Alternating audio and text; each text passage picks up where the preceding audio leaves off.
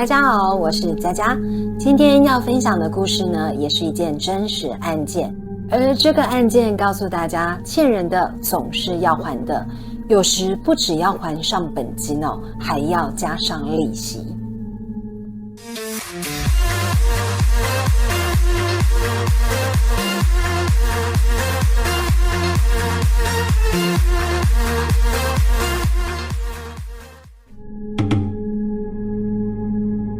2009年，日本香川县有一对老夫妻，他们焦急地跑到警察局报案，宣称他们去外地读书的女儿平冈都呢无故失联好一阵子，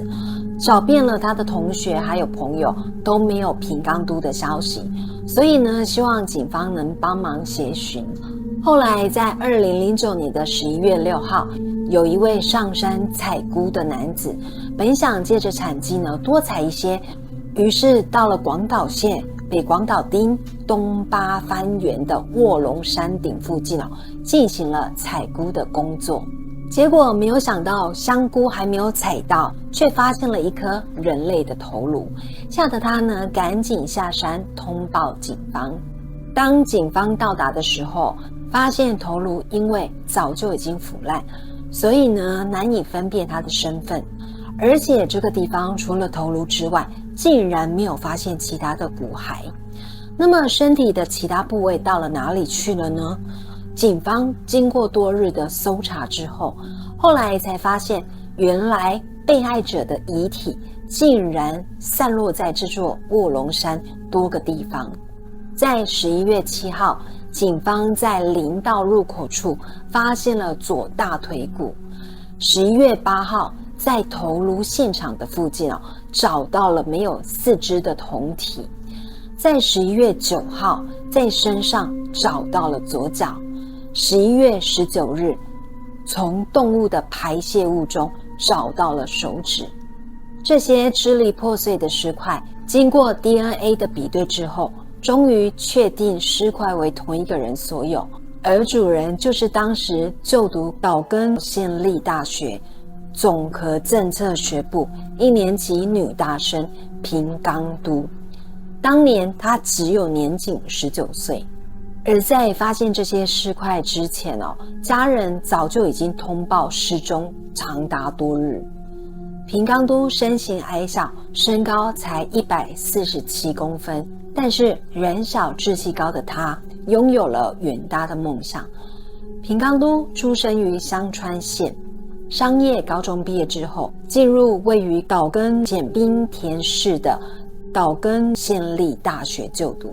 未来想到国外留学，梦想是将来能够从事能使用英文的工作。他是一个极有爱心，大学的时候呢，曾经参加了国家的国际志愿者组织，并且积极的参与各种募捐的活动。学业上呢，也几乎没有缺席过，而且非常的认真，他的成绩也非常的优秀。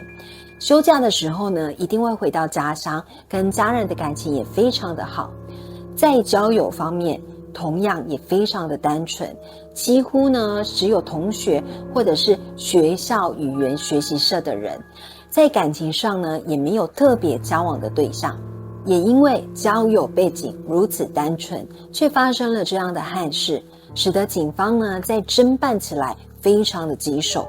由于这件凶杀案呢涉及了广岛和岛根2个县市，所以呢警方几乎是竭尽所能的去调查，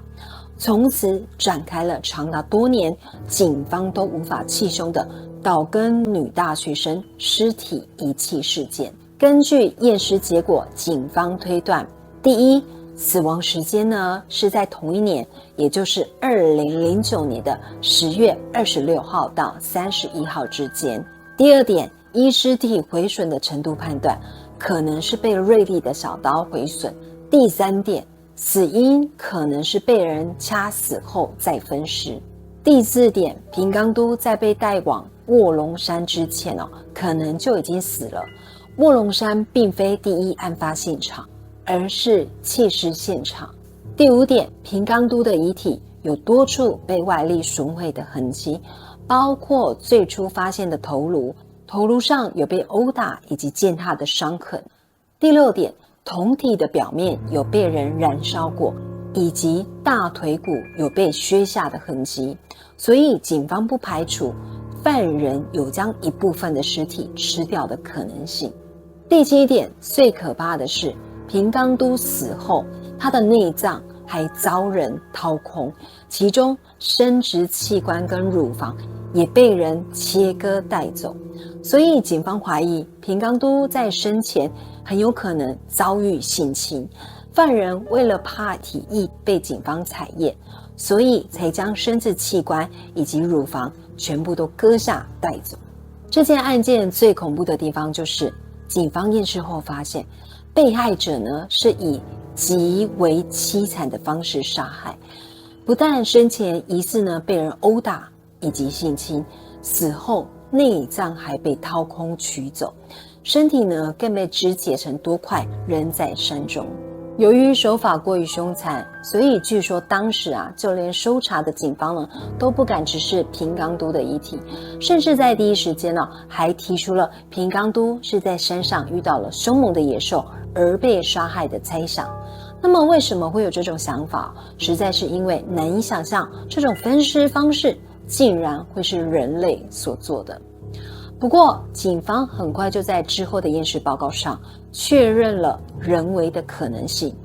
最诡异的是，尽管当时警方用尽了各种方式调查，却仍然找不到凶手或是嫌疑人。由于平冈都的交往状况十分的单纯，所以警方开始将范围扩大到平冈都平常出没的地方。平冈都打工的地方呢，是在当地的一家购物中心。根据购物中心的监视器所拍到的影像，在2009年的10月26号当天晚上，大概9点15分左右，拍到了平冈都的身影。当时的他身穿黑白相间的连帽连衣裙，以及黑色的鞋子，手上拿着垃圾袋，看起来正准备要从打工的地方回到家里。因为平冈都的家离打工的地方呢，仅仅只有450公尺，所以警方推断他应该是走路回去。可是当警方呢调阅了平时平冈都走回家的那条路时，却发现监视器都没有拍到平冈都的身影。根据同事的说法，回去的那条路晚上几乎非常的暗，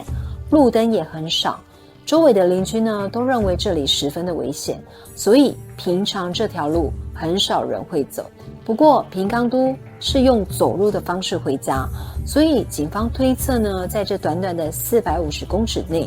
平冈都极有可能卷入了什么麻烦，只是监视器没有拍到而已。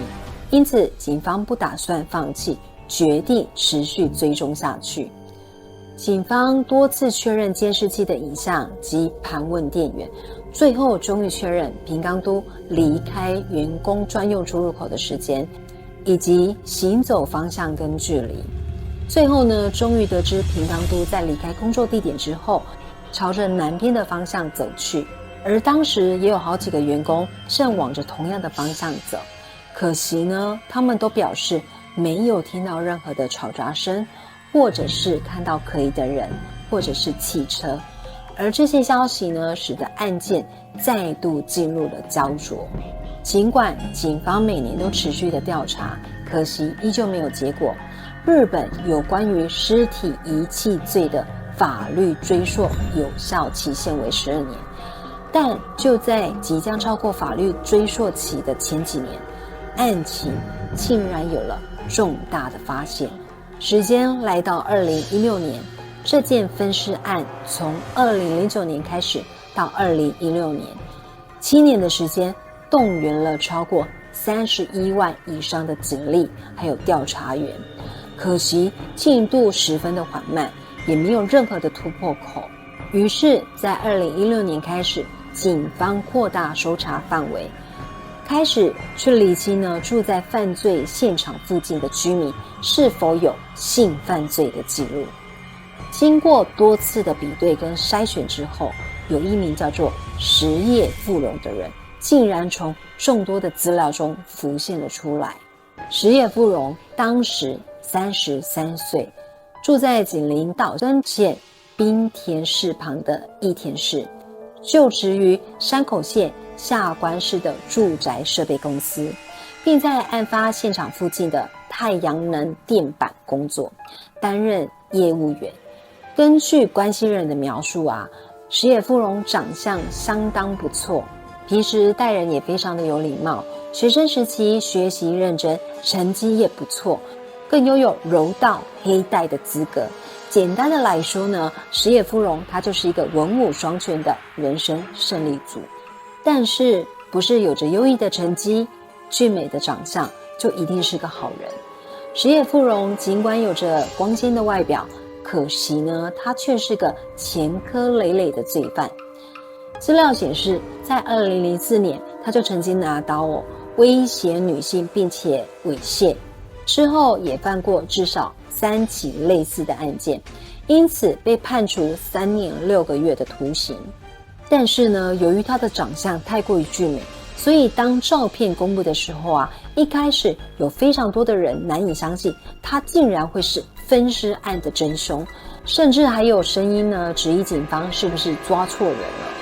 但是警方也不是无凭无据就随便乱抓人，在锁定石野富荣之后，2016年的夏天警方从石野富荣的家人、石野富荣的弟弟夫妇那收押了关键性证据，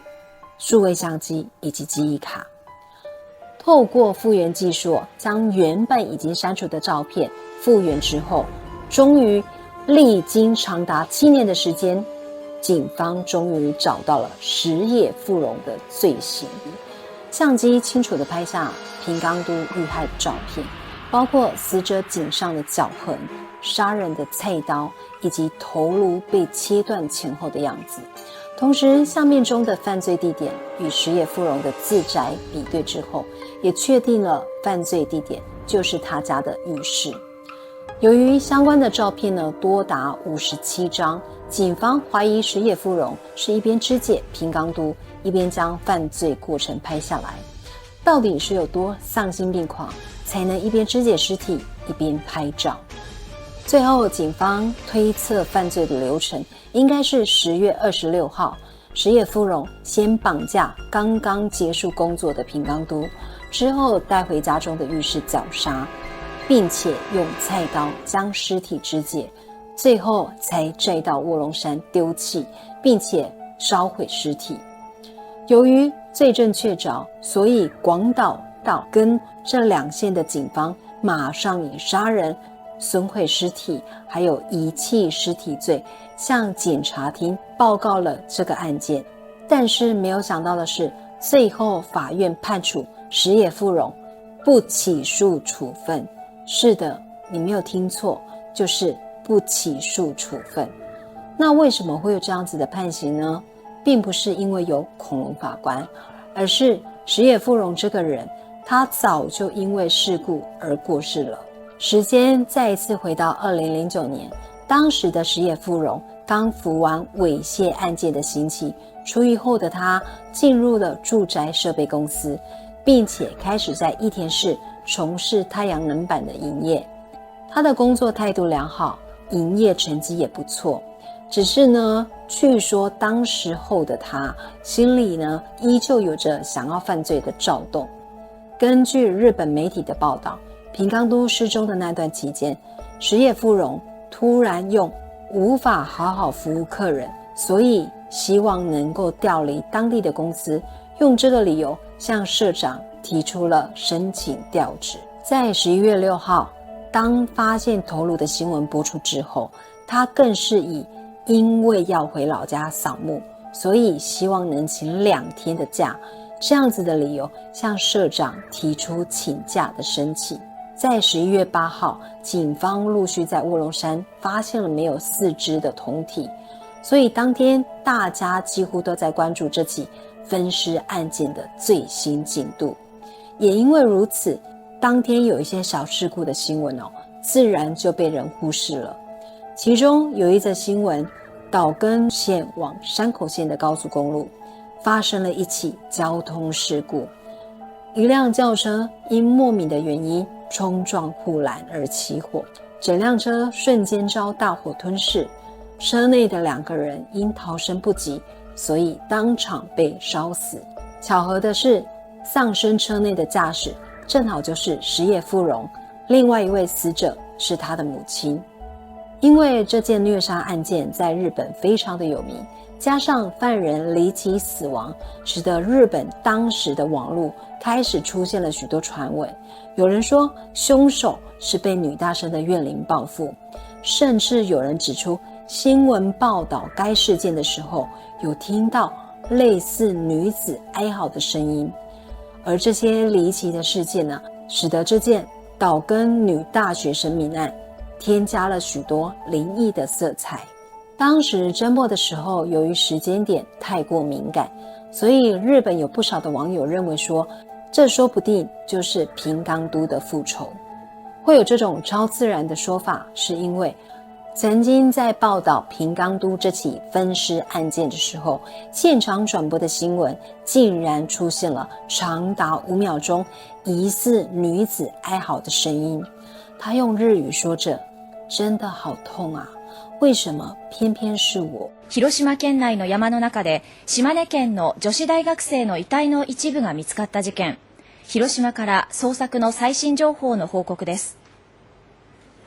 広島県北広島町の我流山の林道の入り口です。今日の捜索は午後5時で終了し、私の後ろに張られていた規制線も現在は解かれています。虽然石野富荣罪证确凿，但是整个犯罪过程呢过于繁琐，所以事发之后，有些网友认为犯罪者可能不仅仅只有石野富荣一个人，说不定在他背后隐藏着更大的阴谋，或者牵涉人体器官买卖等等犯罪组织。不过无论是被害者或者是加害人，当事者都已经过世了，所以真相到底是什么，也没有人能给出完整答案。日本为了不让世人淡忘这件残忍的谋杀案件，现在滨田市呢已将10月26号定为生命与安全安心日，并且在每一年的这一天都会举办安全讲座以及平冈都的追悼会。有一句话说，不是不报，时候未到，欠人的总要还。虽然直到7年后警方才查到真凶，但冥冥之中犯人也死于离奇的车祸事件，尸体同样被烧毁，死无全尸，而且还赔上了无辜的母亲。